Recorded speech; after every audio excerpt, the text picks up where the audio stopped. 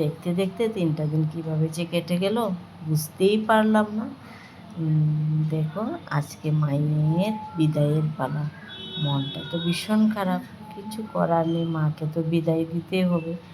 তাই সকাল সকাল চলে আসলাম মাকে আমাদের ক্লাবে তেল সিঁদুর দিতে, প্রত্যেকবারের মতো।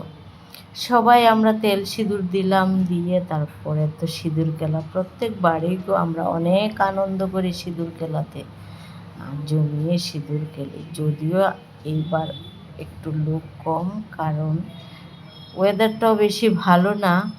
তারপর সকালে একটা সবার বাড়িতে দশমীর দিনে অনেক ভেজাল থাকে, তারপর কি হয় সবার বাড়িতে কলা বউ যায়, তাই একটু লোক কম।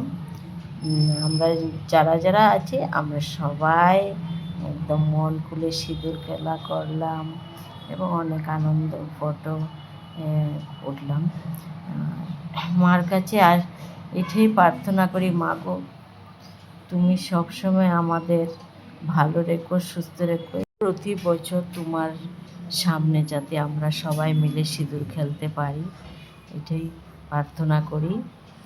আর 3টা দিন যে ঘরে রান্না বান্না নেই, প্যান্ডেলে খাওয়া দাওয়া, প্রতিমা মূর্তি দর্শন করা, কীভাবে যে কেটে যায় 3টা দিন বোঝাই যায় না। আর দশমী আসলে, দশমীতে তো আমরা অনেক আনন্দ করি, অনেক আনন্দ করি, কারণ আমাদের বাড়ির সামনে দিয়ে সব মূর্তি যাওয়া আসা এবং সবাই এত একসাথে হই, খুব ভালো লাগে সত্যি। মানে দুর্গা পুজো আসলেই মনটা অনেক আনন্দে কেটে যায় সত্যি। তারপরে সিঁদুর খেলার পর আমরা সবাই সিঁদুর দান করি, অনেকে সিঁদুর, অনেকে আলতা এভাবে দান করি সবাইকে।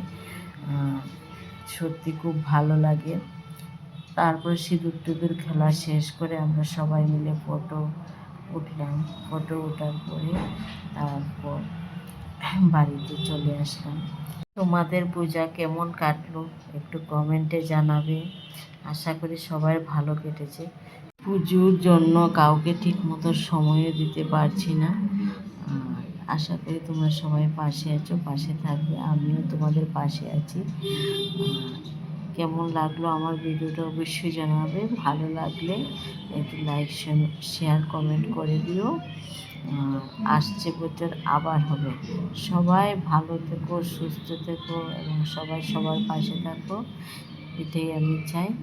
বাই বাই বন্ধুরা, আজকের জন্য এইটুকুই।